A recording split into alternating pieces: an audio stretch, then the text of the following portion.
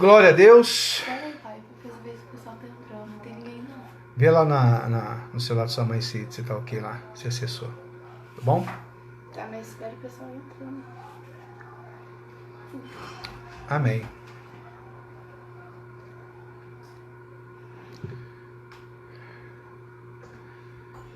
Graças a Deus. Conforme o anunciado, né? Estamos nós aqui para refletirmos, né, acerca da palavra de Deus. E você, à medida que vai chegando aí, você vai dando seu ok aí, para nós sabermos que está tudo certinho, tá bom? E nós já vamos dar início a esse momento de reflexão. Vai ser uma bênção o tempo que nós vamos passar aqui juntos. E nós vamos estar orando. E à medida que os irmãos forem entrando aí, nós vamos dando sequência nessa noite aí, em nome de Jesus.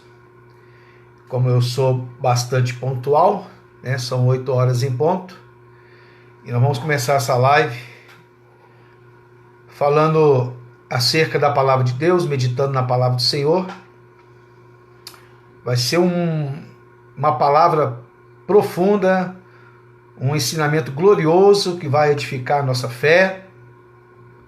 Eu só estou aguardando aí mais alguns irmãos que vão estar conosco também nessa live, em nome de Jesus. E vai ser um desafio, né, nós chegarmos até o final dessa live aí. Mas tenho certeza que aqueles que perseverarem aí vão ser profundamente abençoados, né? Já tem um povo de Deus aí que já está fazendo presente. Nós estamos aqui nos últimos ajustes. Daqui a uns 2 minutinhos nós vamos começar a falar um pouco da palavra de Deus. Nós glorificamos a Deus, né, irmãos, por este instrumento que nos preparou o Senhor de acesso, né, tantas almas, a tantas vidas. E nós vamos, em nome de Jesus, dar aqui sequência àquilo que o Espírito de Deus ele tem colocado no nosso coração. Nós vamos iniciar com uma oração, e à medida que os irmãos forem entrando, eles vão participando. Não dá para esperar todo mundo, né? Então, à medida que os irmãos, alguns vão entrar no início, outros já um pouco mais no meio da mensagem, mas independente de qualquer hora que os irmãos forem entrarem,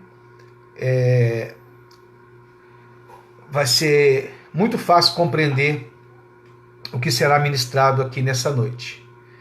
Vamos orar, vamos colocar esse propósito diante do Senhor. Quero dizer que é um prazer imenso estar aqui com os irmãos, fazendo uso desse instrumento nos concedido pelo Senhor. À medida que os irmãos estão chegando aí, né, já estão anunciando a sua entrada aqui conosco, e nós convidamos a você ficar até no final dessa live aí. Vamos orar, vamos falar com o Senhor. Amado Deus, em nome de Jesus Cristo, Senhor, nesse momento em que nos prontificamos, ó Deus, a estar examinando, Deus, a Tua palavra, e sabedouros, ó Deus, da nossa limitação, da nossa dificuldade, pedimos ao Senhor, amado Espírito Santo, que nos dê toda a instrução, que o Senhor venha abrir o nosso entendimento, e que essa palavra, Senhor, ela possa, como poderosa que é, Senhor, adentrar em nosso coração, na nossa alma, e que possamos ser impactados, ó Deus, despertados, alimentados, renovados pela revelação gloriosa do Teu Santo Espírito. Quero entregar em Tuas mãos todos os amados irmãos, os que já estão conosco, ó Deus, aqueles que estarão entrando. Peço, Deus, a Tua bênção, que a Tua graça e misericórdia se manifeste em nossa vida, Pai. E no momento da ministração dessa palavra, Senhor, que o teu povo seja visitado pelo teu poder. Ó Deus, se há alguém enfermo, que seja curado, se há alguém vazio, que seja renovado, fortalecido, e só a tua palavra, Deus. Ó Deus, detém este poder transformador, curador. Fica conosco, Pai. Nós oramos em nome de Jesus Cristo. Como eu disse a princípio, meus amados, nós vamos dividir o texto nessa noite, nessa palavra, nessa meditação, nessa reflexão, em duas partes.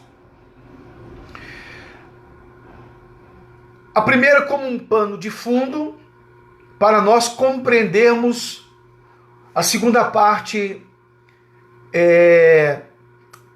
dessa mensagem. Mas embora tratando de dois momentos, obviamente a essência da mensagem, ela será apenas uma, tá? Já tem nossos amados irmãos entrando aqui, né? A missionária Amanda está conosco aqui nessa live,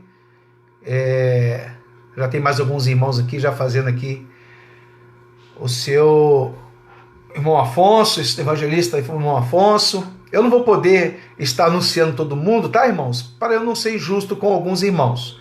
Mas você é bem-vindo a estar conosco aqui. Então, como eu dizia, nós vamos dividir essa mensagem em duas partes. A primeira como um pano de fundo, para compreendermos de forma mais sistemática a segunda parte. E eu quero aqui lançar um desafio para você que está conosco. A segunda parte, nós vamos tratar de uma história que aconteceu há mais ou menos 2.400 anos atrás. 2.400 anos atrás. E nós vamos fazer um paralelo com a história atual, a história contemporânea, principalmente do Brasil. O que está acontecendo na nação, o que envolve um pouco de política. Eu garanto a você que se você permanecer aí até o final dessa live, você nunca mais vai ler a Bíblia de forma despretensiosa.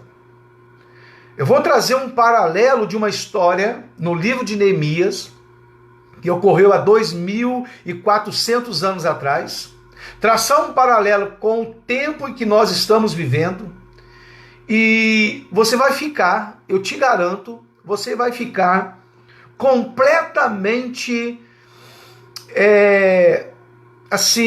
envolvido e completamente transtornado diante de tanta similaridade, embora separado por um abismo de anos. O que é que nós estamos vivendo? Se eu pudesse intitular, eu diria, e a história se repete. Aí, a partir de então, você nunca mais vai ler a Bíblia Sagrada de uma forma despretensiosa, como uma regra diária. Não, você vai ler e vai começar a estudar a Bíblia de uma forma diferente. No segundo momento, então, fica aqui, eu lanço esse desafio. Eu vou tentar ser o mais breve possível nessa live, tá bom? Mas na segunda parte eu quero te envolver dentro dessa história verídica e nós vamos contextualizar o que nós estamos passando hoje, a nível da nossa nação, a nível da política, e você vai descobrir de uma forma muito mais profunda o nosso papel, a nossa responsabilidade. Se você entender e absorver o que o Espírito Santo ele quer nos transmitir por esta palavra, eu tenho certeza que a partir de então a sua oração ela vai mudar o sentido. Ela vai mudar o sentido. Seu ministério muda, porque nós vamos pontuar coisas aqui importantíssimas. Nossa irmã Gilda Silva também está conosco, que Deus abençoe a sua vida profundamente, tá bom? E nós vamos ler a princípio o primeiro texto, que vai estar linkado ao segundo texto, que está no Evangelho de Jesus Cristo, segundo escreveu Mateus. Qualquer coisa aí na transmissão, você dá um toque aí, se está tudo direitinho, tá bom? Eu vou ler capítulo 12, a partir do verso 22, que fala da blasfêmia dos fariseus. Aí você já deixa aberta a sua Bíblia lá no livro histórico de Neemias. Já deixa lá como marcador, porque na segunda parte, assim que nós passarmos para lá, você já tá aí, vai poder acompanhar. Então, Mateus capítulo 12, verso de número 22 até o verso de número 25, nos diz assim o texto sagrado. Trouxeram-lhe então um endemoniado cego e mudo, e de tal modo o curou, que o cego e mudo falava e via. E toda a multidão se admirava e dizia: não é este o filho de Davi?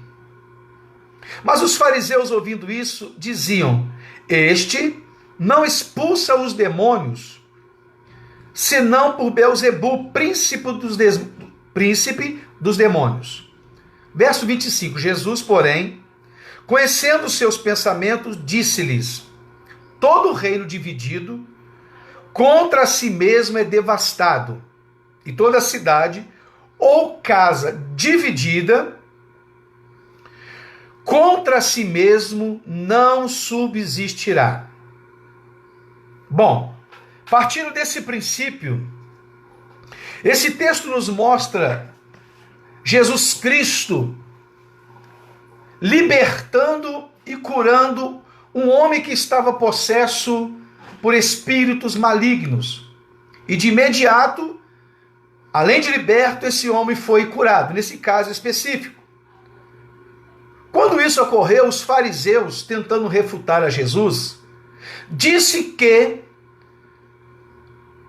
o que ocorreu na autoridade do próprio Satanás. O que Jesus operou, não operou por si mesmo, mas aquele demônio foi expulso pela própria autoridade de Satanás. Isto dito, Jesus agora no versículo 26 vai rechaçar essa posição, essa contestação dos fariseus naquilo que lhe era peculiar, uma resposta avassaladora e permanente. Então ele vai dizer que todo reino dividido em si mesmo, ele é devastado. Jesus estava explicando que se uma casa, uma cidade, não tiver uma unidade, ela não subsiste. Ela é devastada, ela é completamente destruída. Essa resposta que Jesus deu aos fariseus não foi simplesmente para silenciar a falsidade e a hipocrisia daqueles religiosos. A resposta que Jesus deu foi para jogar luz e para deixar para a nossa compreensão o próprio Cristo destacando um princípio de autodestruição,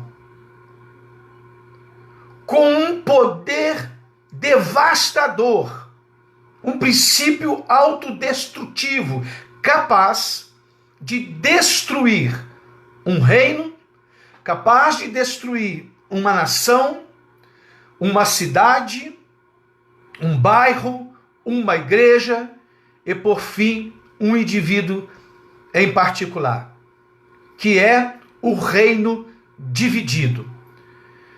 De todos os adjetivos que eu poderia usar para exemplificar o que seria essa palavra dividido,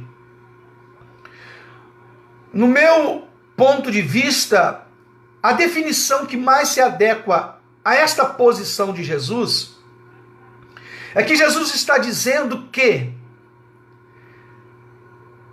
a falta de uma identidade, um lar dividido, uma nação dividida, uma casa dividida, uma igreja dividida, um indivíduo dividido, ele está dizendo, sem uma identidade muito bem resolvida, essa casa, esse reino, essa pessoa, essa igreja, ela não pode subsistir. Então o que Jesus está dizendo nesse texto? Que o que destrói, o poder destrutivo não está nas circunstâncias. Está na falta de uma identidade, de uma característica peculiar, de uma divisão. E aqui eu quero trazer isso para os irmãos nessa oportunidade, que quando você não tem uma identidade, quando você não tem algo muito bem definido no seu coração, você jamais será capaz de ser senhor das suas atitudes. Alguém que não tenha uma identidade, que não sabe e reconhece o seu papel, ele fica vulnerável à circunstância. Ele não é senhor das suas atitudes, ele é servo das circunstâncias. E a circunstância, Jesus está dizendo, tem um poder de autodestruição. Vai destruir. Então, dentro desse contexto, nós precisamos de entender. Vamos aprofundar um pouco mais. Nós somos oriundos da fé judaica cristã. E o povo de Deus, o povo de Israel, é um grande exemplo do que o próprio Cristo está dizendo aqui. A nação de Israel, ela foi separada, levantada e edificada pelo Senhor com um propósito, de ter uma identidade, trazendo as peculiaridades do próprio Senhor. E através dessa identidade dada pelo próprio Senhor, uma nação que tem as digitais de Deus, ela seria referencial para todas as demais nações. O que destruiu a nação de Israel, estou falando do período veterotestamentário, o que destruiu a nação de Israel, eu só estou falando aqui do século V, VI antes de Cristo, não foi os seus inimigos, não foram os seus algozes, não foram os faraós, os imperadores, não foram os inimigos que destruíram a princípio Israel. O que destruiu Israel foi a dificuldade deles entenderem que eles deveriam compartilhar e viver dessa identidade dada pelo Senhor. Vou refrescar a sua mente. Quando um dos episódios mais marcantes da história de Israel, nós observamos no embate que teve do profeta Elias, no livro de 1 Reis, capítulo 18, quando ele reúne a nação, estava sobre a regência do rei Acabe, ele reúne a nação e diz assim para a nação, porque naquele momento da história, como reiteradas vezes aconteceu, Israel estava sem uma identidade. E o que era essa falta de identidade? O próprio profeta Elias disse: até quando cocheareis entre dois pensamentos? Elias estava dizendo que Israel não tinha uma identidade única, uma convicção única, mas eles estavam divididos entre dois pensamentos.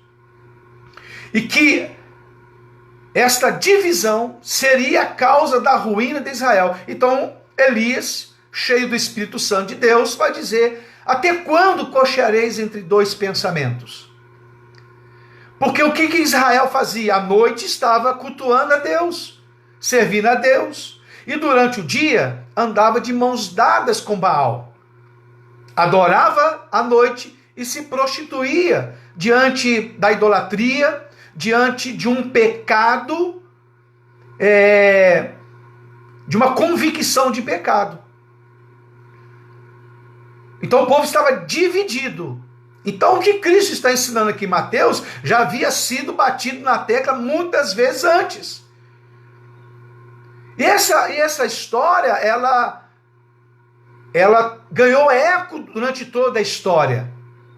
E chegamos, por exemplo, no livro do Apocalipse, quando o próprio Cristo agora vai tratar com suas igrejas. Ao falar da igreja de Laodiceia, ele vai dizer para a igreja de Laodiceia que eles estavam exatamente com essa divisão. Eles não eram nem frios e nem quentes, eles eram mornos. Ou seja, eles não tinham uma identidade, eles não se definiam, não decidiam a que identidade eles iam absorver, qual seria a sua vestimenta. E quando nós falamos de divisão, nós estamos falando, nesse capítulo de Apocalipse, o que Jesus está aqui reprimindo a nação, essa igreja em especial, é que essa igreja queria achar o equilíbrio entre uma vida pautada no cristianismo e uma vida mundana. Isso é a verdadeira falta de identidade que é capaz de destruir reinos. Alguém que tenta achar um meio termo de relacionamento entre a palavra de Deus e o mundo, entre o banquete do Senhor, a santa ceia do Senhor e a mesa de demônios. A tentativa de equilibrar, é isso que Jesus estava repreendendo. Essa falta de convicção da sua posição, da sua verdadeira identidade. Quando o povo saiu do Egito, para nós entrarmos já na segunda parte dessa mensagem, quando o povo saiu do Egito, liderado por Moisés, e eles começam a travessia do deserto, qual era a dificuldade do povo? É de estar sempre trazendo à memória, o seu coração, o seu tempo em que estavam escravos lá dentro do Egito. Estavam com saudade da alimentação do Egito, dos costumes do Egito. Você já ouviu isso por inúmeras vezes, que tirar o povo do Egito é muito fácil, o difícil era tirar o Egito de dentro do povo. Os 40 anos de deserto, de aprendizado, foi exatamente para isso, para tirar o Egito de dentro do povo. Aquela sensação e aquela convicção de que eram escravos, servos da circunstância, obedecedor de ordens de Faraó. Não como alguém liberto em Cristo. A conversão se dá em momentos. Primeiro, levantamos a mão, aceitamos a Cristo, confessamos a Ele como nosso Senhor, passamos pelas águas do batismo, a água do arrependimento, somos salvos, somos crente? Claro que não. Sair do mundo é apenas o início de um processo. O processo da igreja agora é tirar o mundo de dentro de nós, tirar o mundo do nosso coração. Isso se chama regeneração. Igreja é isso, a ação do Espírito Santo que nos convence do pecado, da justiça, do juízo. É esse processo de tirar de dentro de nós os hábitos de quando nós estávamos lá no mundo. Isso é conversão. Quando nós vamos, por exemplo, a Jeremias capítulo 18, um texto que nós já ouvimos inúmeras mensagens, quando fala do vaso do oleiro, e o oleiro ali, o vaso se deforma, e o oleiro recupera aquele vaso. Irmãos, nesse momento da história daquele vaso, ali já era o final, ali já era a lapidação de um vaso, mas o processo de construção daquele vaso começou muito antes. Começou quando, de uma forma bem artesanal, bem manual, aquele mesmo oleiro foi lá onde poderia recolher aquele material, aquela argila, aquele barro. Ele tira esse material daquele lugar. E não pensa que ele pega aquele material, já coloca em cima da roda do oleiro e já começa ali a moldar, daqui a pouco já vai ser vaso de honra na casa de Deus.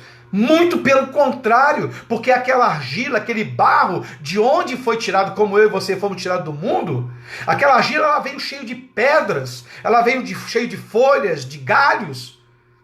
Então, quando se inicia um processo de um vaso, primeiramente começa no processo de purificação daquele barro. Escute o que eu vou falar aqui para os amados. Olha só, é o oleiro colocando a mão no barro, amassando o barro. E quando o oleiro está em contato com o barro, que é obra exclusiva do Senhor, irmãos, inevitavelmente, aquele barro cheio de pedra, cheio de madeira, cheio de impurezas, com certeza vai ferir em um determinado momento a mão do oleiro. Então o sangue da mão do oleiro que está trabalhando, irmão, se mistura com esse barro. Então esse barro, ele só se torna puro, ele só se torna agora preparado para um novo processo a partir do momento, irmãos, que o sangue da mão do oleiro tem contato com esse barro. Deu para pegar isso aí ou não? As impurezas, o perdão dos nossos pecados passa prioritariamente pelo sangue que foi derramado da mão do oleiro. E o nosso oleiro, nós sabemos que é Cristo. Ele veio, ele mesmo, não mandou ninguém, ele mesmo veio. Ele se feriu para tirar de nós as impurezas. E através do sangue que ele derramou, em contato com o nosso pecado, agora sim, nós vamos para a casa do oleiro e o oleiro vai terminar a obra que ele fez em nossa vida, que ele começou na nossa vida. Não tem vaso de honra lá na frente, se não passar pelo sangue do oleiro lá atrás. Recebe essa palavra aí. Não queira ser vaso de honra lá na frente, se a tua natureza não está misturada com o sangue dele. É o zambujeiro bravo enxertado na oliveira verdadeira. A ceifa da oliveira, ela começa a fazer a diferença dentro do zambujeiro bravo. Fica com cara de zambujeiro, fica com aparência de zambujeiro, mas a sua essência, ela é da oliveira verdadeira. Isso é transformação, isso é conversão. Então por isso que nós temos que entender que provação, irmãos, na Bíblia, ela traz o sentido de depuração. Deus não é masoquista, Deus não quer ver ninguém sofrer, não. Quando você lê provação, traz o sentido depuração. Deus está nos depurando. É o fogo do ourives queimando as impurezas para que no final só prevaleça aquilo que de fato tem valor para o Senhor. Então, irmãos, agora vamos entrar já na segunda parte dessa mensagem. É um grande desafio. E agora eu vou desafiar aos irmãos, dentro desse pano de fundo de identidade. Porque quando se quer desconstruir essa identidade, foi o que os fariseus quiseram fazer com Jesus, não se desconstrói apenas uma identidade. Porque é uma identidade que constrói uma história. É uma identidade que deixa um legado. Alguém dividido, alguém sem saber o seu papel, a sua posição, não deixa um legado. Não deixa uma história. Então, uma vez que os fariseus lançam essa seta sobre Cristo, tentando desconstruir a sua identidade, na realidade, ao fundo, eles queriam desconstruir a história, o legado que Cristo estava para deixar para nós. Então, como eu e você agora, nós temos como característica de termos essa identidade de Cristo, essa identidade cristã, essa identidade que nós temos tem por objetivo construir um legado, marcar uma história. E se nós perdemos essa identidade, nós vamos entender isso aqui de forma muito, muito ampla, nós perdemos a capacidade de construir um legado, de deixar história. Provérbios capítulo de número 10, verso 7, diz assim, que a memória do justo será abençoada, mas o nome dos ímpios apodrecerá.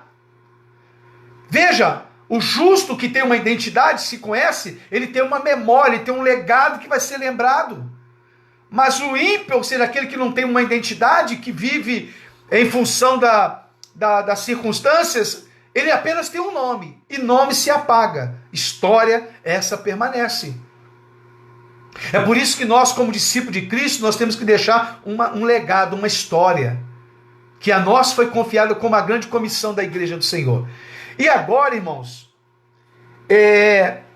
vai ser muito interessante, você agora pode ir lá para nós terminarmos já essa segunda parte, no livro de Neemias. Eu vou desafiar você aqui agora. Como eu disse lá no início dessa live, eu vou trazer aqui uma riqueza de detalhes de uma história que aconteceu há 2.600 anos, mais ou menos, antes de Cristo, e o quanto ela é real. O quanto essa história fidedigna, ela é o espelho da nossa realidade, tanto na igreja, como também na área social. Não vamos falar do Brasil, não estamos falando um pouquinho só de política. Meu intuito aqui não é esse, eu quero só despertar para qual a nossa responsabilidade como servos do Senhor. Então, a princípio, eu quero deixar aqui um alerta. Nós já vamos daqui a pouquinho, já para o final. Mas essa parte é muito importante. Você jamais vai ler a palavra de Deus de forma despretensiosa. Qualquer texto. Você vai falar assim, meu Deus, essa história de hoje já foi narrada na Bíblia. E quando eu te pontuar aqui as riquezas de detalhes, você vai ficar surpreendido. Surpreendido. Primeiramente, irmãos, eu quero deixar aqui um alerta. Não sejamos ingênuos. O que nós estamos vendo hoje, vamos falar de Brasil, nós não podemos reduzir esse cenário que nós estamos vendo em apenas uma disputa de nomes. Entendeu? Nós não podemos ser ingênuos de reduzir a apenas uma disputa de nomes o cenário que nós estamos vivendo. Uma disputa de Lula contra Bolsonaro. Uma disputa de PT contra PSL. Uma disputa de esquerda contra direita. Nós não podemos reduzir e entender que o que está acontecendo no nosso país é essa disputa de nomes. Irmãos, nós temos que estar atentos para a maior batalha que está acontecendo fora dos holofotes. Que é essa batalha que de fato importa. E quando tentam desconstruir a nossa identidade, desqualificar-nos quanto igreja do Senhor e uma nação do bem, nós estamos colocando um tapa-vista para o que de fato acontece por detrás dos bastidores. A igreja do Senhor, o povo de bem, irmãos, não elegeu simplesmente um homem. Nós não elegemos um nome. Nós não elegemos o homem chamado Bolsonaro. Nós elegemos este homem, este nome, porque ele estava erigindo uma bandeira, um plano, uma proposta de governo que está alinhado com as nossas convicções de fé. Olha a nossa identidade aí agora, ó. Esse governo está aí agora porque ele está alinhado com a nossa convicção de fé. Porque essa proposta que foi apresentada, ela rechaçava, impedia um plano de governo que estava vindo com toda a força para implantar as suas garras, as suas ideologias dentro da nossa cultura. Então o povo deu um basta, não queremos esse tipo de projeto para a nossa nação. Vou relembrar para você, porque nós só ouvimos falar de Bolsonaro, coronavírus, e Lula, e PT. Irmãos, chega a doer a nossa cabeça, não é verdade? É jornal o dia inteiro, você entra nas redes sociais, só fala disso. Veja como tirou o foco do que é mais importante, que foi com que nós nos posicionássemos diante desse governo. Nós não estamos defendendo aqui um nome, nós estamos defendendo uma proposta de governo contra o quê? Não podemos ser ingênuos. Vou refrescar a sua memória. Quando nós decidimos por esse plano de governo, nós estávamos decretando a falência de alguns planos. Por exemplo, ideologia de gênero. Você até esqueceu disso. Quase não se fala mais nesses dias, né? Ideologia de gênero. A legalização do aborto. A descriminalização da pedofilia. O projeto de família moderna chamada poliamor, que reconhece como família qualquer tipo de união homoafetiva, da consanguínea. O que é isso? Da união de pai com a filha, de mãe com o filho, de pai com o filho, de mãe com a filha, entre irmãos. Se você está aí muito preocupado com o coronavírus, eu sei que tem que ter, obviamente, a preocupação, mas veja o pano de fundo e não se esqueça. Alguns tempos atrás aí na programação mundana aí, já estava se colocando essa sementinha. E como eles não têm pressa para disseminar as suas garras satânicas, ou seja, esse projeto foi apresentado algum tempo atrás. E obviamente não passou num primeiro momento, mas não estão preocupados com o tempo. É contra esse projeto que nós levantamos e erguemos a nossa bandeira. É contra esse projeto satânico de destruição da família, da sociedade. E aí a mídia fica aí jogando holofote no nome. Irmãos, Bolsonaro veio, Bolsonaro vai. Ele está vivendo o tempo dele e nós cremos aqui, cada um tem a sua fé, que a igreja crê que ele foi levantado pelo Senhor. E eu vou mostrar isso aqui agora, você vai ficar abismado. Você vai ficar abismado com o que eu vou falar aqui agora. Mas se amanhã ele de repente se corromper, como igreja e povo do bem, a gente não precisa ser doutrinado por uma emissora para tirar ou colocar alguém. Nós temos a mente de Cristo, nós sabemos discernir, nós temos uma identidade e ela está pautada em princípios. Foi isso que fez a gente colocar o nosso dedo lá e escolher esse plano de governo. A gente fica ouvindo as pessoas, irmão, eu estou decepcionado, eu estou preocupado. Irmãos, política à parte, irmão, qualquer um que estiver ali diante da demanda que é o Brasil, irmãos, eles vão acertar em algumas decisões políticas, vão errar em outras. Isso é outra coisa, irmãos, faz parte da democracia. Mas o que eles querem é tirar o nosso foco do principal objetivo, que é contra esse plano de governo que vinha para tentar destruir. E o povo está aí, irmãos, sem entender absolutamente nada. Nós não podemos ser ingênuos em reduzir a simplesmente uma disputa de partido, a uma disputa de nomes. Por detrás disso tem coisas sérias. Vamos para o texto para nós terminarmos? Está preparado? O livro de Neemias, irmãos, ele é um ícone da liderança não só bíblica. A história desse homem, de Neemias, ele é até estudado nas grandes faculdades. Você que é pastor, você que é dirigente de um departamento da igreja, você que é político, você que entende que você, de repente, foi chamado aí para ser o proprietário de uma empresa, mergulha, irmãos, mergulha na identidade desse homem, nos seus valores, nas suas práticas. Ele é um ícone de uma liderança temente a Deus, séria, e assim, é uma pena que o povo não aprofunde. No momento que eu estava meditando, a minha fé leva a crer que a história está se repetindo. Guardado as proporções do que eu vou falar aqui agora, eu vou dizer que esse governo está aqui dentro. Você vai ficar agora abismado. Ah, pastor Gerry, é muita coincidência. Em se tratando de Bíblia, para mim não existe coincidência. Em se tratando de palavra de Deus, palavra viva, que se renova a cada dia, que é o retrato da humanidade, para mim não trata de coincidência. Você pode não concordar, é um direito seu. Mas você vai ter que fazer uma cambalhota enorme. Uma cambalhota enorme. Vamos lá. Primeiramente, quem era Neemias?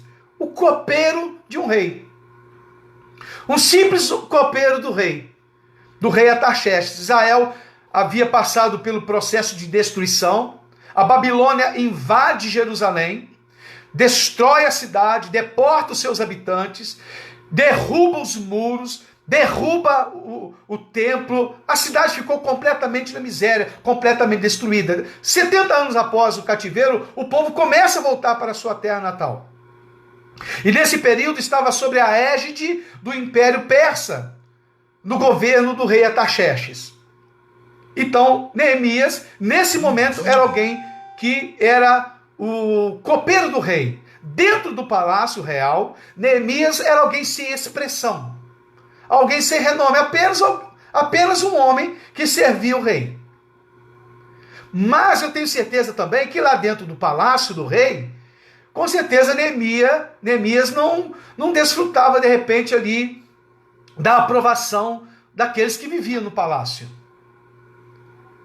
Mas uma vez que você tem a aprovação do rei dentro do palácio, de qual aprovação você necessita mais?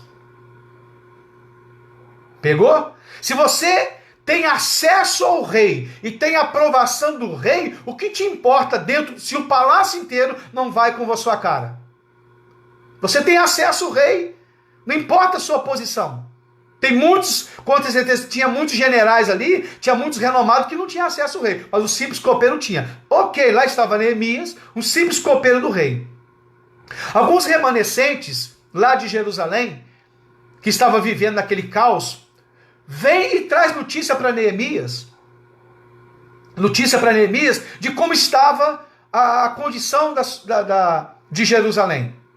Quando Neemias toma ciência da miséria que o seu povo, embora ele não tenha nascido lá em Jerusalém, mas que o seu povo estava vivendo uma calamidade, sem esperança, sem norte, Neemias ele se identifica com a condição do seu povo. Ok? Ele se identifica. Uma vez que ele se identificando com a condição do povo, irmãos, quando você toma consciência de um problema, de igual forma você se torna responsável por esse problema. Quando você cumprimenta o irmão assim, ei, irmão, tudo bem? Aí o irmão fala assim, não estou muito bem não. Bom, se você tomou consciência, você se torna responsável. Você não pode despedir o irmão de mão vazia e com o seu problema. Então Neemias toma ciência da condição do seu povo, e agora ele vai diante de Deus, porque ele tem o desejo no teu coração de fazer alguma coisa. Ele não cruzou o braço, ele não deixou para lá, não é meu familiar, não é alguém que eu tenho tanta intimidade assim, mas ele se propôs a comprar a briga daquele povo. Vai fazendo aí um paralelo com o que nós estamos vivendo hoje, tá? Pega a história aí do presidente aí. E ele vai diante do Senhor. Deus testifica no coração dele que ele vai guardar das proporções, tá, irmão?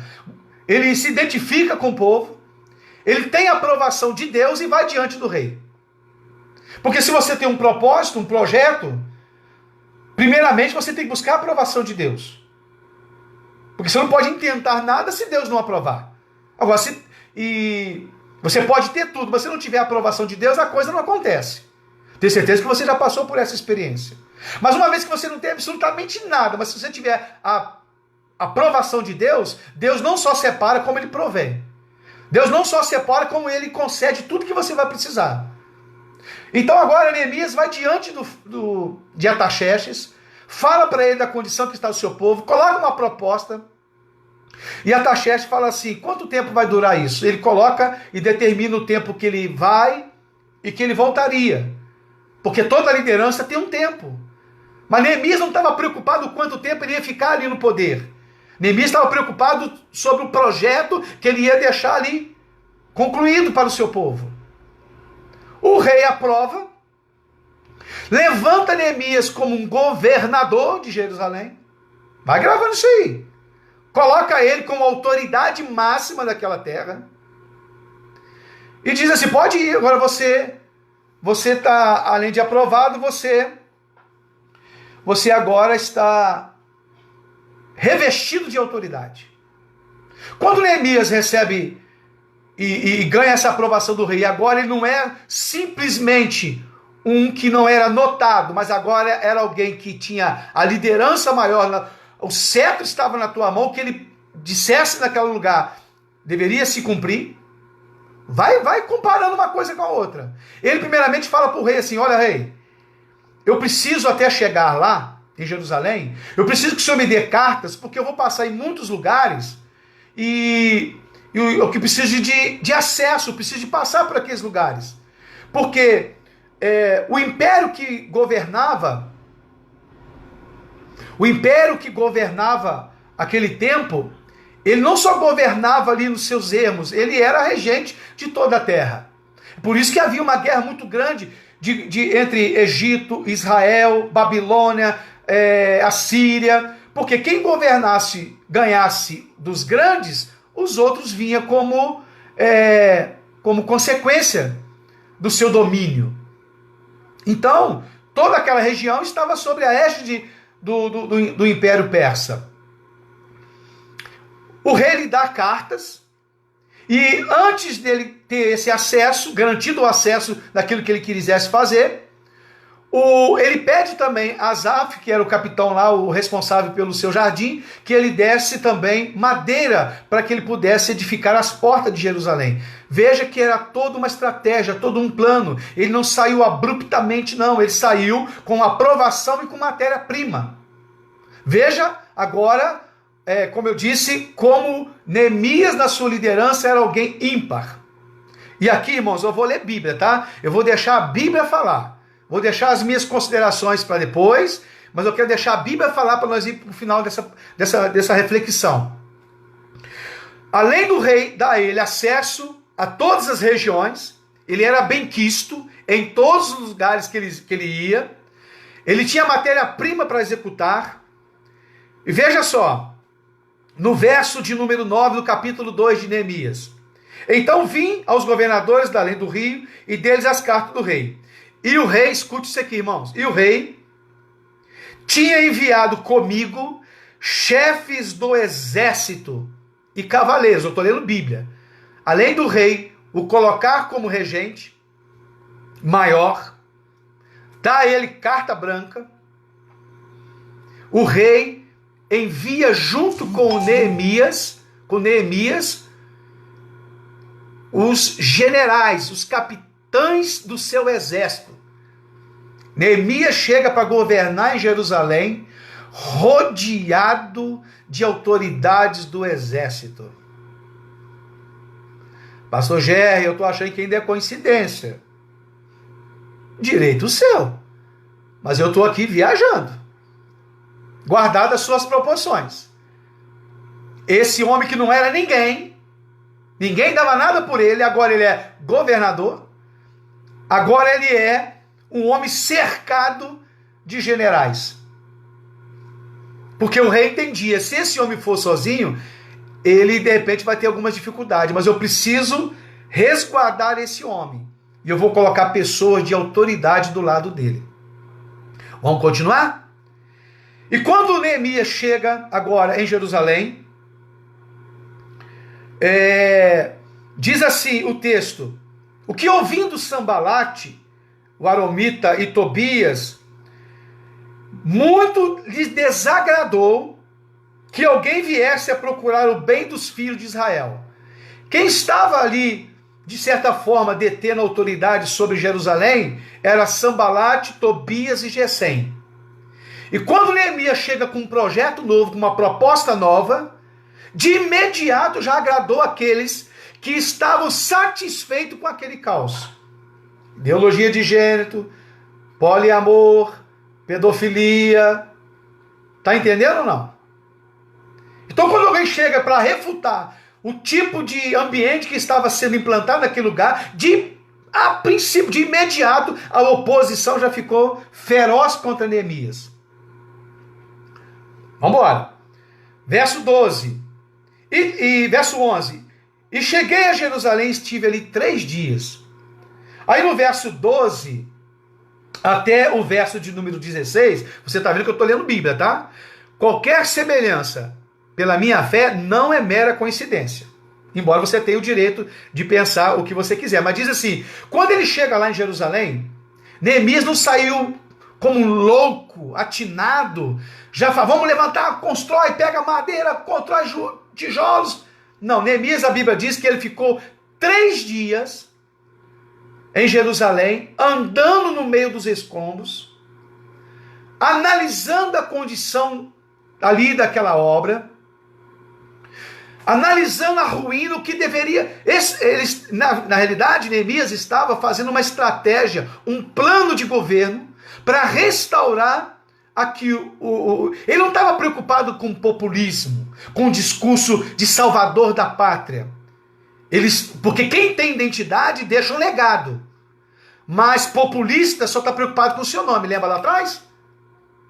Mas quem tem uma identidade, quem se identifica, esse quer deixar algo bem feito, quer deixar um legado na história. E isso é um princípio bíblico. Porque você vai lá para Lucas, no capítulo 14, verso 28 e 29...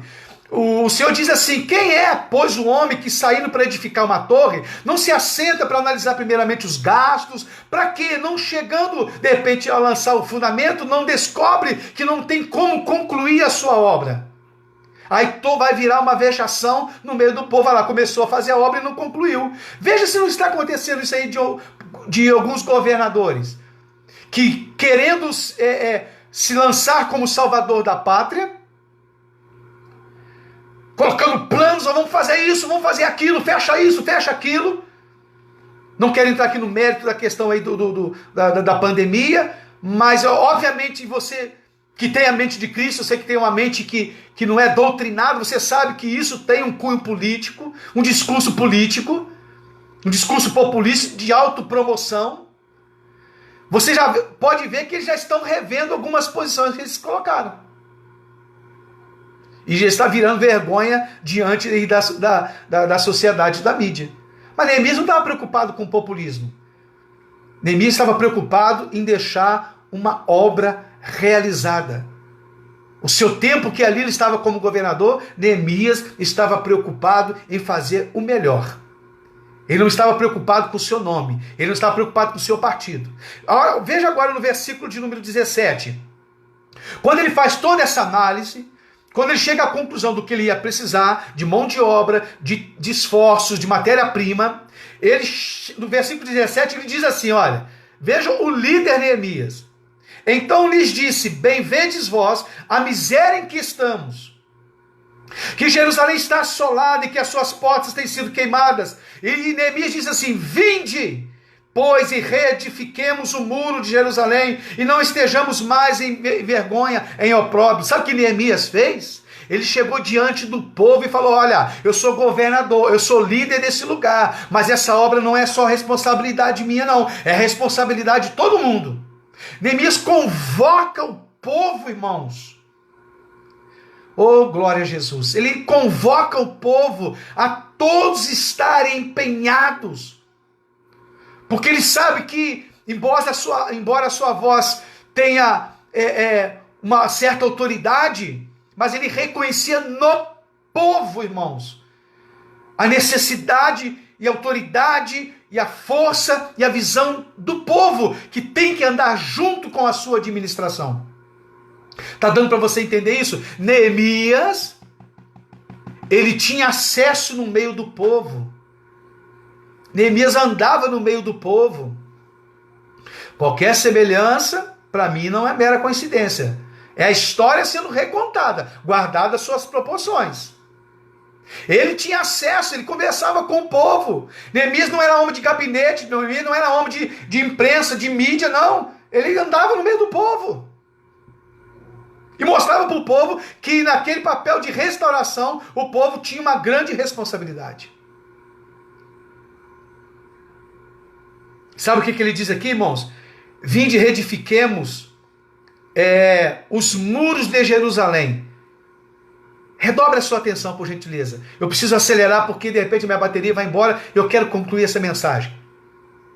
Viemos e reconstruímos os muros. Irmãos, Neemias, irmão, não estava empenhado em levantar tijolo, não, irmão. Ele não estava preocupado em levantar madeira, não, irmãos.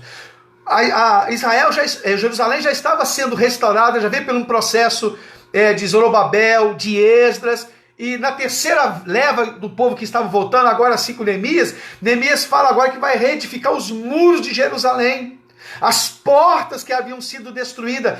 Neemias não estava falando apenas na reedificação da alvenaria, não, irmãos, aqui tem uma mensagem muito mais profunda. Quando nós falamos de muro, nós estamos falando de uma identidade, nós estamos falando de uma soberania, nós estamos falando de uma independência. Esse líder estava preocupado, irmãos, com a soberania do teu povo, porque uma nação não pode estar desprovida, ninguém pode entrar aqui dentro dessa nação e falar que tem que ser do jeito que quer, não. A Amazônia é minha, não. Aqui tem soberania, aqui tem identidade, aqui tem uma nação. Aqui tem um governo, aqui tem um líder. Ninguém vai andar e tripudiar, dizer o que tem que fazer e deixar de se fazer aqui dentro, não. Então quando Neemias está edificando os muros de Jerusalém, se alguém quiser falar com o povo dentro de Jerusalém, vai ter que bater a porta lá fora e pedir autorização para entrar aqui dentro e querer fazer alguma coisa, dar alguma ordem aqui dentro. Ele estava edificando, irmãos, não só tijolos, ele estava identificando uma identidade. Ele estava identificando uma soberania. Os muros simbolizam isso, a proteção, uma identidade. Judá não estaria mais dividida. Está dando para perceber isso, irmãos? Como a história se repete? Vamos acelerar um pouquinho? Vamos. E quando agora, no capítulo de número 3, preciso acelerar. No capítulo de número 3, começa todo o processo de restauração e o povo começa no seu trabalho.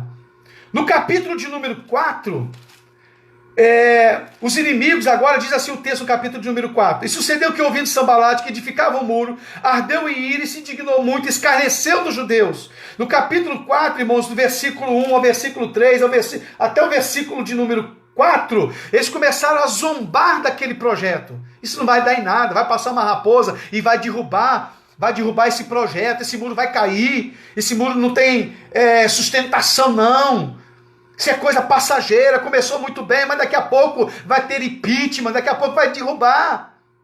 Aí sabe o que Neemias ele respondeu?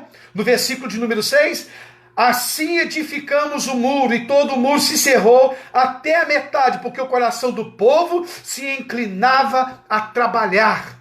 Metade do projeto já estava caminhado. Metade do projeto já estava pronto. Sabe por quê? Porque o povo estava dentro do mesmo propósito. O povo não estava preocupado com notícias. O povo não estava aí alienado. O povo não estava na distração, não. O povo sabia que ele tinha uma responsabilidade muito grande na reconstrução da ideologia dessa nação, da cultura dessa nação, do viés de cristianismo que essa nação ela confessa. Aí o que acontece, irmãos? Do versículo de número 6, depois você lê com mais clareza os 6 primeiros capítulos, para nós caminharmos para o final. O Sambalate significa que Sambalate ele era o governador de Samaria, que era a região que ficava ao norte de Jerusalém. Tobias, ele era governador dos Amonitas, que ficava ao leste de Jerusalém. Sambalate ao norte, Tobias ao leste, e Gesem, ele era governador dos árabes, que ficava ao sul de Jerusalém. Irmãos, oh meu Deus, esses 3 governadores, eles se uniram numa conspiração contra Neemias e contra o projeto que Neemias estava fazendo. Você está pensando aí, não está? Esses governadores se uniram numa conspiração. Nós temos que derrubar esse cara. Nós temos que parar essa obra. E aqui tinha conspiração de morte contra Neemias, contra esse líder.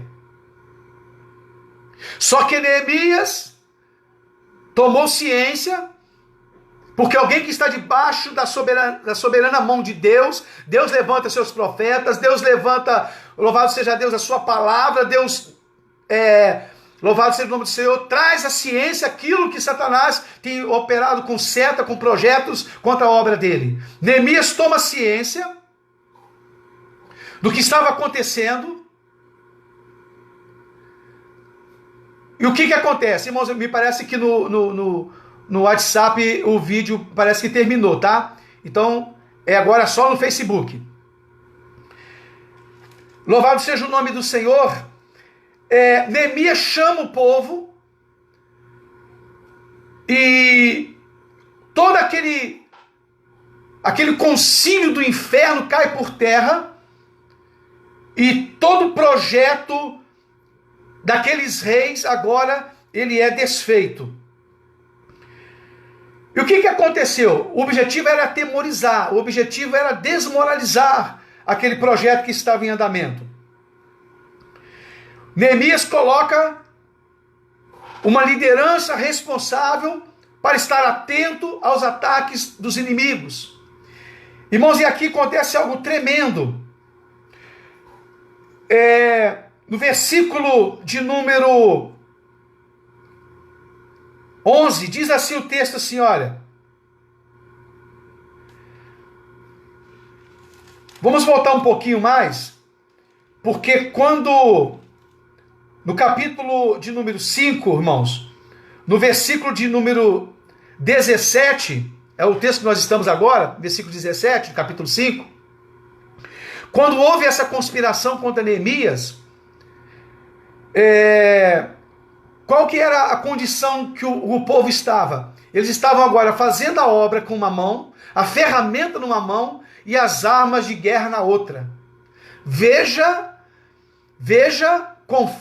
da forma como estavam aqueles trabalhadores que estavam junto com Neemias, dentro da mesma visão, dentro do mesmo propósito. Eles estavam com a ferramenta numa mão e a arma na outra. 24 horas, dessa forma, trabalhando e na vigilância. E aqui, irmãos, veja o que Neemias fez, o que faz dele um ícone de liderança. Ele disse assim, verso 19, e disse eu aos nobres, e aos magistrados, e ao resto do povo, grande e extensa é a obra, tem muita coisa para ser feita. Não bastou só tirar aquele projeto, não. Ainda tem muita coisa que precisa ser feita. Ele diz assim, e nós estamos apartados do muro, estamos distantes um dos outros. Quando eu tocar a trombeta, ele diz assim, no lugar onde ouvides o som da buzina ali, ajunteis conosco. Sabe o que esse líder está fazendo? Eu estou vendo que o povo, embora esteja entendendo o meu propósito, mas está começando a se dispersar, está indo distante um do outro. Então é tempo de nós nos unirmos. Que coisa linda, irmãos. Porque o que está acontecendo? Nós estamos nos dividindo aos poucos, e quando acontece essa divisão, a força-tarefa ela perde a sua força e se torna ineficaz. Mas esse líder está convocando, aí, vamos nos ajuntar, não vamos perder a nossa identidade. Porque se nós perdemos a nossa identidade, nós não vamos deixar uma história, um legado. No capítulo 6 agora, então, o que acontece? Observe isso aqui, 2 pontos, nós terminamos. É uma pena que no Instagram terminou aqui, né? Me parece que a bateria que acabou. Também fica falando sem parar, né? Diz assim, olha, então juntou esses três, essa parte é muito importante, juntaram esses três, Sambalat, Tobias e Gesem. Sabe o que eles disseram no versículo 1, no capítulo 6? Diz assim, e sucedeu mais que ouvindo Sambalat, Tobias e Gesem, o arábio, e o resto dos nossos inimigos, o que não falta é inimigo, irmão, que eu tinha edificado o muro, que não havia brecha alguma, ainda que até este tempo não tinha posto as portas do templo. Sambalat e Gesem enviaram dizer, vem, congregamos-nos juntos, nas aldeias no vale de Ono, porém intentavam fazer-me mal. Estou lendo Bíblia. Eles chamaram, vai lá e fala com Neemias, para ele se ajuntar a nós no vale de Ono. Vamos congregar juntos. Vamos fazer uma aliança. Esses governadores, que lá atrás estavam zombando, estão chamando agora, irmão, vamos fazer um acordo, vamos discutir. Está entendendo ou não? Vamos fazer alguma negociata, vamos abrir mão de alguns ministérios, vamos voltar àquele velho processo de toma lá da cá. Para que nós vamos ficar aqui nos debatendo, nos desgastando? Vale do Ono significa, irmãos, esse nome, Vale do Ono, significa lugar de perder, lugar de desvio. Vale do Ono, grava aí para você depois meditar, significa o lugar que eles estavam chamando Vale do Ono. Vale do Ono é lugar do desvio. Eles estavam querendo trazer Neemias para aquele lugar para tentar fazer com que Neemias aceitasse algumas considerações deles, fazer algumas alianças e desviar Neemias do seu foco. Uma vez que eu tiro a liderança, todos os seus discípulos também agora eles se desviam. Está entendendo, irmão, como é sério? Então o Vale do Ono é lugar, irmãos, é lugar de se perder a identidade. É lugar que você se vende. É lugar que você perde as suas características. É lugar da corrupção. É o lugar da falcatrua. É o lugar do troca-troca. E eles chamaram Neemias. Vem aqui, Neemias. Vamos fazer uns ajustes. Como algum presidente de alguns setores aí do nosso poder. É uma coisa simples, irmão, liberar dinheiro para o SUS. Não, mas precisa vir aqui, nós precisamos de debater, nós precisamos de discutir, nós precisamos de... Vale do Ono, algumas repartições do nosso governo, irmãos, na realidade nunca foi representação do povo, mas sim Vale do Ono, lugar onde onde alguns políticos perdem a identidade. Só que Neemias, irmãos do céu, sabe qual a resposta que ele mandou? Vai lá e fala para esses homens, lá do Vale do Ono, lá do vale onde se perde o caráter, lá onde se perde a identidade, lá onde se perde o compromisso com aquilo que assumiu, fala com eles que eu tenho uma grande obra e não posso descer para falar com eles. Não tem não. Não tem negociata não. Pode falar com eles lá. Não tem negociata. Sabe o que eles fizeram? Olha que coisa linda, irmãos. Do verso 4, irmãos, ao verso 2, perdão, até no verso de número 4, por 4 vezes eles investiram.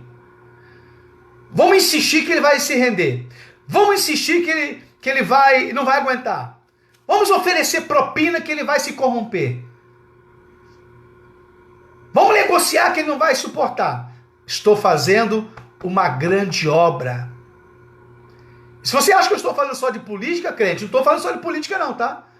Estou falando de nós como igreja, nós temos uma identidade. Cuidado com o Vale do Ono. Porque aqueles lá fora, irmãos, eles têm um projeto de nos levar lá para o Vale do Ono, para negociar a nossa identidade. E muitos, infelizmente, têm descido ao Vale do Ono e têm perdido a sua identidade. Perdeu a identidade? Esquece da história, esquece do legado. Eu vou ler um negócio aqui agora, irmãos. Estou lendo Bíblia, que você vai ficar assim, impressionante, pastor. É impressionante. Escute isso aqui. No verso de número 6, e na qual estava escrito, entre gente se ouviu, e Gesem disse, que tu e os judeus, eles enviaram uma carta, Sanbalate mandou uma carta para Neemias, dizendo que, diz que tu e os judeus intentam revoltar-vos, pelo que edificais o muro, e que tu farás rei deles segundo as palavras. e que puseste profetas para pregar de ti, Jerusalém, dizendo, este rei é de Judá. Ora, o rei o ouvirá, segundo essas palavras, vem, pois, agora e consultemos justamente. Veja a resposta dele. Porém, eu enviei a dizer, de tudo que vocês dizem, coisa nenhuma sucedeu, mas tu, do teu coração, o inventas. Fake news em pleno século VI, V antes de Cristo. Até lá já tinha a Globo. Até lá já tinha a Folha de São Paulo. Eles falaram assim, nós vamos dizer que você, o projeto que você está fazendo, você comprou pessoas para estar falando bem de você. E que você tem um projeto para ser rei, para perpetuar no poder. E começaram a defamá-lo. Ele vai dizer assim, tudo que vocês estão falando é mentira. Está tudo no coração de vocês. Fake news em pleno século IV antes de Cristo. Uma vez que isso não surgiu efeito, ninguém comprou aquela ideia, o que é que ele fez no verso de número 10? Então Semaías, alguém do templo do Senhor, chama Neemias e diz, vamos para o templo. Há uma conspiração que eles querem te matar, se una a nós lá no templo. Ô irmão, um convite para você ir para o templo só pode ser de Deus. Só que Neemias não comprou essa ideia não. Falei, não, tem alguma coisa errada aí. Eu indo para o templo, eu me unir a essa mensagem com roupa de cristianismo, tá entendendo ou não? Não compro essa ideia não. Isso aí é armação. Irmãos, havia até uma profetisa, e o texto vai dizer, no versículo de número 12, e conheci que eis que não era a mão de Deus que o enviara, mas essa profecia falou contra mim, porquanto Tobias e Sambalate o subornaram. Teve ali, irmãos, um povo que se diz de Deus, aceitou a propina de Sambalate, daqueles governadores corruptos, para se levantar contra a liderança de Neemias. Preste atenção aí nesses dias aí, uma tal de doutrina da missão integral. Alguns líderes que lá tem, não vou entrar no meio da questão da essência da missão integral, mas alguns líderes que fazem parte desse projeto aqui, dessa teologia, irmãos, quando eu estava vendo um dia desse aí, um grande renomado aí, quando ele começou a fala dele, esse pastor, ele disse assim, vou falar aqui contra o golpe. Eu falei, que é isso, rapaz? Ele vestiu a roupagem esquerdista. Cuidado que está vindo aí uma gama de falsos profetas, tocando a trombeta, se aliando a Sambalate, dizendo que é de Deus. Não, você tem a mente de Cristo, não se deixa enganar. Tem uma igreja aí, irmãos, com viés esquerdista. O Sambalate requisitando alguns pastores aí para fazer a sua base, porque sabe que foram a grande base cristã que elegeu esse governo que agora está. Então eles entenderam que eles não podem mais desmerecer essa fatia aqui da população. Veja o nível da hipocrisia, do que são capazes de fazer. A live está ficando grande, né? Mas eu vou terminar. Mas eu sei que você foi levado aí numa reflexão. Uma história que se repete, com riqueza de detalhes, que eu tenho que fazer muito malabarismo para não considerar pelo menos alguns pontos. Só que Neemias, ele não aceitou. Neemias não se vendeu. E no versículo de número 15 diz assim, acabou-se o muro aos 25 de Elu, em 52 dias. Olha Ouça o verso 16. E sucedeu que, ouvindo todos os nossos inimigos, temeram todos os gentios que havia em roda de nós e abateram-se muito em seus próprios olhos, porque reconheceram que o nosso Deus fizera aquela obra. Que não foi apenas um projeto de homem. Porque se não tivesse lá atrás, no capítulo 1, recebido a aprovação de Deus, não resistiria a Sambalate, a Tobias, a Gesem, aos projetos de Satanás, não resistiria às fake news, não resistiria a esse ataque sórdido para tentar fazer com que a nação fique prestando atenção apenas em um nome. Estão atacando, ridicularizando. E aí alguns cristãos, irmão, estão assim, é verdade. Irmão, pelo amor de Deus. Nós levantamos um projeto que nós somos tão responsáveis quanto, que é contra aquele projeto que vinha sendo disseminado nas entrelinhas da nossa sociedade. É contra isso, irmãos. É o resgate da nossa identidade. É o resgate da nossa soberania, respeitando todas as diferenças. Amém. Não tem ninguém intolerante aqui não, respeitando todas as diferenças. Mas o recado foi dado com a eleição desse projeto de governo. O recado foi dado. E aqui, irmãos, para concluir, juntamente com Neemias, estava Esdras, o escriba e sacerdote. Esse líder, ele tinha uma base sacerdotal que o sustentava em oração, em despertamento do povo, em clamor ao Senhor. É a igreja, irmãos. Agora você entendeu o nosso papel, a nossa responsabilidade? Como Esdras, enquanto Neemias estava lá edificando o muro, guerreando contra Sambalate, Esdras estava lá clamando o povo a se voltar para Deus, aos princípios de Deus, a resgatar a sua identidade. Deixa o homem governar, irmão, vai acertar, vai errar, amém. Mas não perca a nossa identidade, que é de interceder, que o império das trevas está com todas as forças contra esse projeto, irmão. Porque uma vez tirando ele, irmão, vai entrar alguém. E aí, a exemplo de Jerusalém completamente destruída, completamente sem soberania, completamente sem uma identidade, é assim que a nação brasileira vai ser reconhecida. Mas nós louvamos a Deus, que Deus tem os seus planos, os seus projetos, e a nossa confiança não está simplesmente num nome. Nossa confiança está em Deus, porque Ele coloca, Ele tira, Ele exalta, Ele abate, Ele é o soberano que está no controle de todas as coisas. Não podemos perder esse foco, irmão. E que Deus nos abençoe. Não deixe tentar diminuir o cenário que nós estamos vivendo.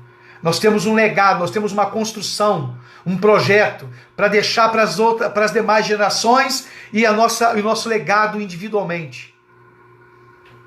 Cada um de nós. Perdoa se a live foi um pouco extensa. Tá bom, meus queridos? Mas eu acho, embora você ainda possa achar coincidência, para mim, a história é contada novamente. Meus amados, que Deus abençoe a todos. Uma semana de bênção. Até a próxima live. Eu prometo que vou ser um pouquinho mais sintético. Tá bom? Amém? Que Jesus abençoe a todos em nome de Jesus. Fica na paz do Senhor.